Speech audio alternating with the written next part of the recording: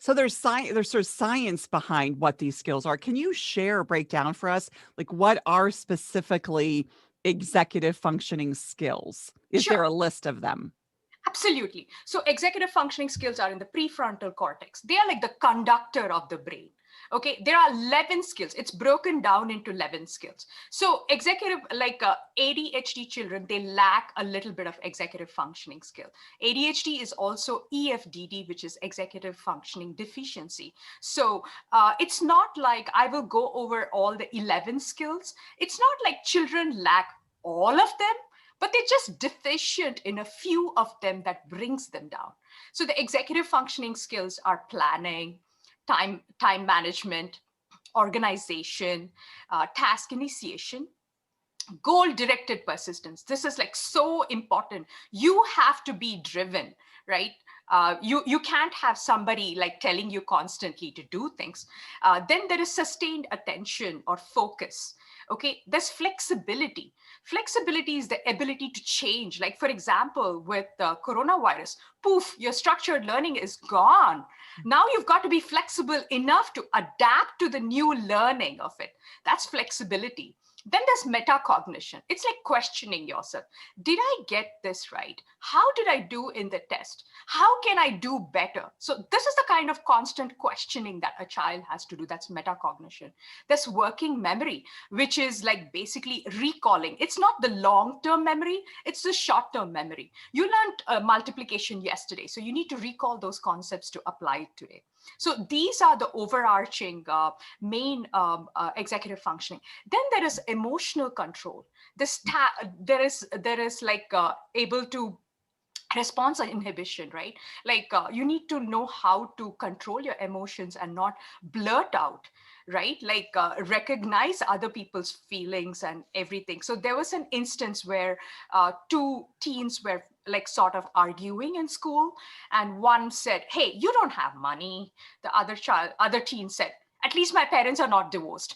You see how inappropriate that is? So there's a lot of emotional control and response inhibition skills that are needed. So it's a combination of cognitive behavioral skills, these 11 skills that are absolutely needed. You get it? So these are the things, like for example, like sustained attention. Homework or studying is going to get significantly harder, but how is the teen going to sit and complete the task? That is focus, right? Yeah.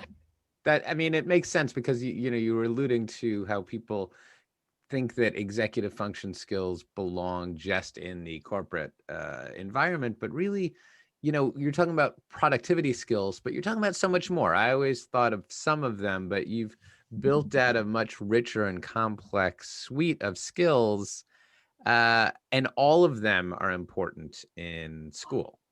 Absolutely. Yeah, absolutely. Like flexibility was one of the skill that nobody cared about until coronavirus, right? Why does a child have to be flexible? Goes to school, studies there, there is a structured regiment, go to school, there is a period, the homework is done. But all of a sudden everything changed, right? So flexibility was one of the skill that was absolutely needed, right? So in my assessment with children, I use the Peg Dawson's methodology, and she has a lot of ways of assessing all that. I work with a child to find out what is their strength and what is their weakness. And also, when you coach children executive functioning skills, you say, yeah, work on metacognition. You can't just say that, right? Yeah, now you're If like, only. Give me a little more metacognition. yes. Yes, so you wrap it around with a goal in mind. Like, for example, hey, in math, you need to get your grade to a B. Now it's C or C minus. Let's get it up to a B. In order to do that, you need to question yourself. Okay, these are the 5 questions that you're going to ask today. Okay, did I get this problem right? Did I check it right?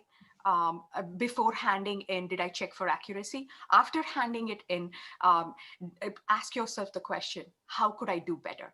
So these are the kind of things that I wrap it around and work with them. And emotional control, I have different strategies that I use because that's extremely important. As a team, they have to work in a group, like communicate with each other, respect the distance, wait for their turn, be patient, right? With their hormones raging as it is, they need to work on these skills as well. We hope you enjoyed this video as much as we did. You'll find plenty more like it when you explore the Test and the Rest channel. Be sure to comment, share, and subscribe for a constant stream of insights into learning, education, testing, and admissions. For full podcasts and amazing resources, find us at testsandtherest.com.